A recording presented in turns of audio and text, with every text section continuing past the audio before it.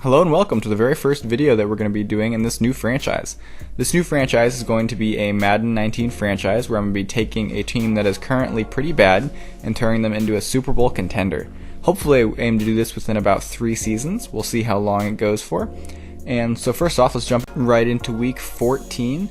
Now we are going to be starting this with the new fresh season, so we're going to sim from now to the end of the regular current season. And the team that we have chosen to use is the Arizona Cardinals, only a 73 overall, putting them at the number 1 lowest ranked team in all of Madden 19. For this franchise, I'm going to be an owner. Now I did kind of self-plug a little bit and has the owner name as my current Instagram, as well as all Madden difficulty and 9-minute quarters. The first step will be to re-sign players whose contracts are about to expire. First of all, we will offer a contract to Larry Fitzgerald, but I'm pretty sure he's going to end up retiring at the end of the year anyways. So he says he's going to play, but we'll see if that lasts. Secondly, we're going to sign Trey Boston to an extension. He should be our starting strong safety for a couple seasons to come.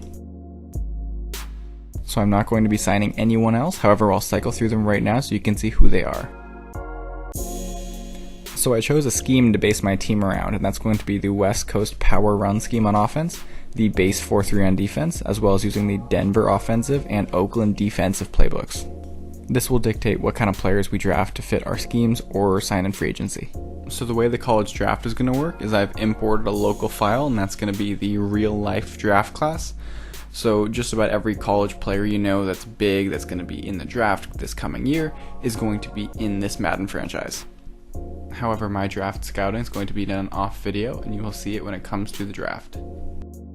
So I simmed to the end of the current season, and you can see at this point at the upper left corner, the Patriots beat the Saints in the Super Bowl. And in this clip you can see a list of players who have retired.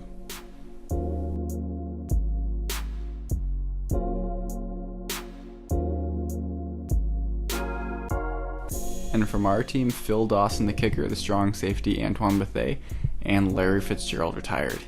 Even after offering him a 3-year contract, he still opted to retire. As free agency starts, you can see some big names on the board. Now the people I offered contracts to were quarterback Robert Griffin III, Mike Davis running back, Kelvin Benjamin wide receiver, David Moore another wide receiver, Jason King right guard, Matt Filer right tackle, Christian Covington defensive end, Malcolm Brown defensive tackle, Marquise Flowers middle linebacker, Michael Kendricks right outside linebacker, Stephon Anthony another outside linebacker, Jason Verrett a corner, and finally safety Maurice Alexander. Now alright, we have offers that have been accepted: Michael Kendricks, Mike Davis, David Moore, Stephon Anthony, Kelvin Benjamin actually rejected his. We signed Jason Verrett, Marquise Flowers, Maurice Alexander, and Malcolm Brown also rejected his. The next week we signed Christian Covington, Jason King, Matt Filer, and RG3. Next we decided to hit up the trade block. We traded David Johnson, Brandon Williams, and TJ Logan to the Patriots for a first round pick and second round pick at the coming draft. Next we traded Chandler Jones, Corey Peters, and Dottie Nichols for the very first pick in the draft to the Raiders. Then we traded Josh Rosen for another first rounder for the Ravens. Christian Kirk, Chad Williams, and Andy Lee were next to go for yet another first round pick, this time from the Bills. And in the draft, using that number 1 pick, we traded that to the Redskins for their pick this year, their number 1 next year, and their second rounder next year. And using that number 1 pick, the Redskins selected Ed Oliver, defensive tackle.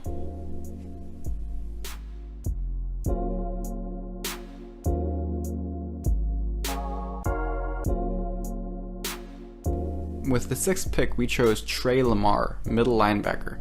Now he has quick development, but his baseline stats are not all that impressive. He will be a starter considering our lack of depth right now, but right now he's still going to be considered a work in progress.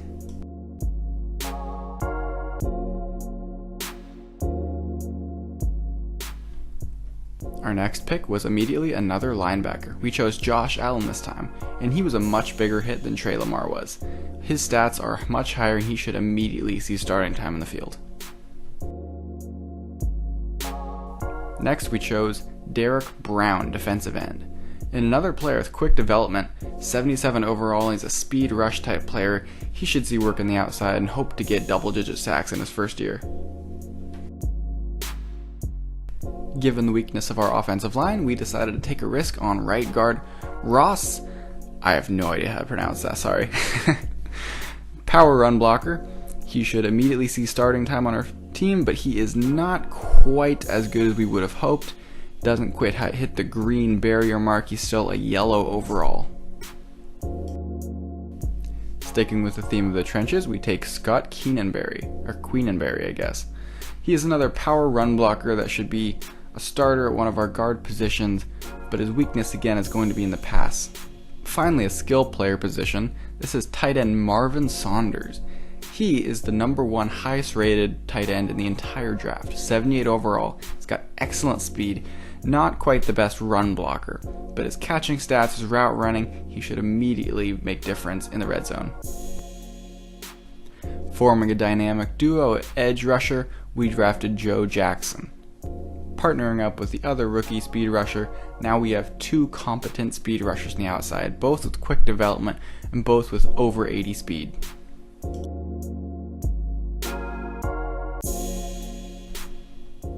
Next, we took a large risk on a quarterback who is actually projected to go early in the 7th round, but seeing as we do not have a starting caliber quarterback, we drafted Lamar Raynard. He's only a 69 overall. Not quite as high as I would have liked, however, he is quick development and has some pretty good baseline stats. He is a scrambling type quarterback and his accuracy is actually quite high compared to what you would think for a regular 69 overall quarterback. As an assurance policy, next we took yet another quarterback, this one DeAndre Francois, who's projected to go in the 4th round. He is 1 overall higher, however he does not have a quick development trait and his throwing stats are actually significantly lower. To add some offensive firepower to replace some of the wide receivers that left or retired, we drafted Kevin Parra. Kevin Parra doesn't have the best of catching stats, however he has great speed and great agility. He should be great in the screen game and at returner. In an attempt to replace David Johnson, we drafted Myles Gaskin, a running back out of Washington. 74 overall, he's actually higher overall than I expected him to be, and his stats are actually fairly balanced. He's not going to truck anyone or run anyone over, but he has good speed, good stats, good agility. Catching, a little subpar though. With our final pick in the 7th round, we drafted punter Corey Fatoni. He has fairly decent stats. After the draft, we traded away Hassan Reddick and a 3rd round pick for a talented wide receiver from the Bengals. And in free agency, we picked up Elijah Wellman, fullback. Next, we picked up a rather impressive undrafted rookie free agent, Nate Craig Myers, a wide receiver. 73 overall, he's got decent speed, decent catching stats. And to round out our wide receiver core, yet another undrafted rookie free agent. He's a little bit slower, but he has better route running stats than Nate did. We took veteran tight end Mercedes Lewis as our 3rd tight end and our run blocking primary.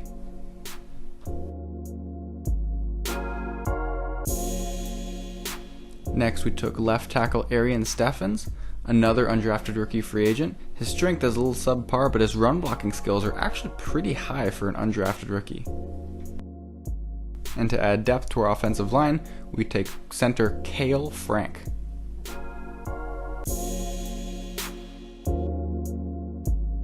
Next in free agency, we picked up right guard Colby Gossett. He has pretty decent strength, however his run block and pass block are a little on the lower side.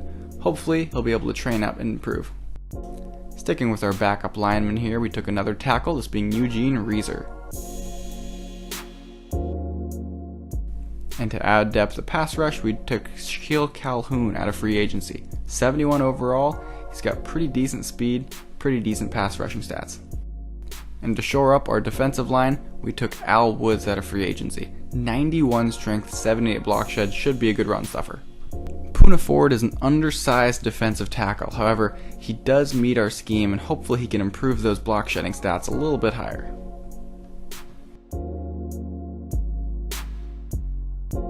Woodrow Hamilton's a 3rd-year defensive tackle, but he has 91 strength and 77 block shed, mirroring Al Woods but a younger, faster version. A mammoth of a man, Sean Oakman at 6'9", is another undrafted rookie free agent. He should look to immediately add to our team and sure up run stuffing on third downs as well as adding pressure. And to replace the departed Hassan Reddick, we took Darrell Williams. He's fast and can lay the boom and is probably going to end up being a good special teamer for us. And to round out our linebacking core, we took Austin Calitro, with all around fairly balanced stats. At corner, we added Pierre Desir, 72 overall. He's got fairly decent speed and pretty good zone coverage.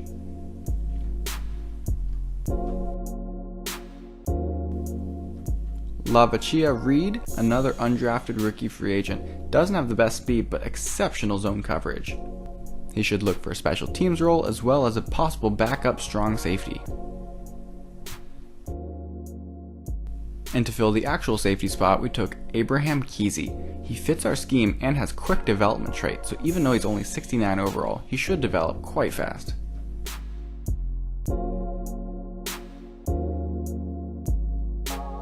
And to round out our special teams, we took kicker Zane Gonzalez. With 95 kick power, he is the highest kick power left of any kicker in the free agency pool. For third downs, we took J.D. McKissick out of free agency at 77 overall. He is a great receiving back. These are my personal imported sliders that I'm using here. You want to take a screenshot at any point, you can see what I have personally set. I have found that these sliders work very well for me and they lead to very exciting and fair games. And lastly, before we head into week 1, we will be doing some training on the offensive and defensive side of the ball. Now on offense, I've selected the running power, and on defense, I chose to bolster our run defense against the inside runs.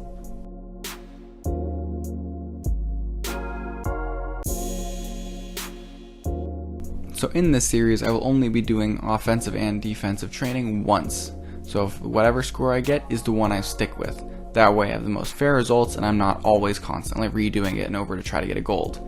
Now, if you did see, I did get a gold on our first offensive drive, and on the defensive side, I only got a bronze, unfortunately. Alright, and before week 1, I'll give you a final look at what our team starters are going to look like. On the offensive side of the ball, a lot of power run blockers at the front, but rookies at wide receiver, running back, quarterback, tight end, and in depth positions. On defense, rookies starting in both of the pass rush positions and at both linebacker positions. As well as you notice, Buda Baker is actually going to be our starting safety. However, in nickel situations, he will come down and fill that nickel spot, and Maurice Alexander will replace him as strong safety. And to keep our defensive line fresh, we will be constantly swapping out defensive tackle and defensive end positions depending on whether we decide it's a rushing or passing down. With passing downs regularly seeing Sean Oakman and Robert Kondichi at defensive tackle. And then moving on to the special teams, Kevin Parra doing both of our kick and punt return work, and an in-depth look at our specialists area.